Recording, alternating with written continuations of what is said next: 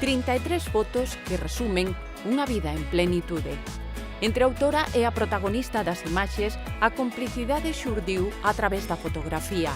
Coñecéronse por mor da exposición que Míriam Vázquez presentou hai 2 anos no ULA. Ela estaba outra vez coa súa sexta etapa, co seu sexto tumor. Para min era unha persona que transmitía tanta alegría, tanta vitalidade, tanta enerxía que sentín ese impulso. Creo que resumimos moi ben eso que realmente queríamos, esa alegría e transmitir á xente que está con esta enfermidade que sí se pode levar con alegría e con positividade, sabendo que é moi difícil.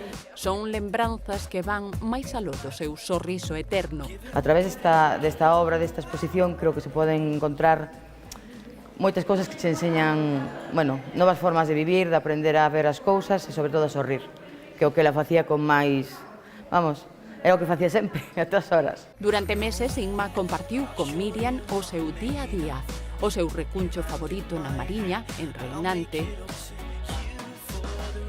o seu sitio favorito no hospital de día. En la sala de quimio siempre procuraba, si había sitio, ir aquí a su sillón, al número 15, donde había siempre cobertura, y era su lugar preferido dentro de la sala de sesiones. Porque Míriam amaba a súa profesión.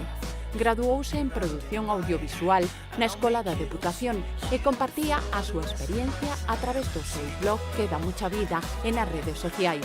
Por la expresión de Míriam, que es super ella, con esa energía y esa vitalidad. A autora da exposición presentou 6 das instantáneas a un certame da Federación Española de Fotografía.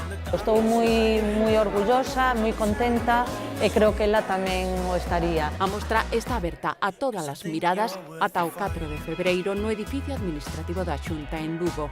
Paga a pena chegarse.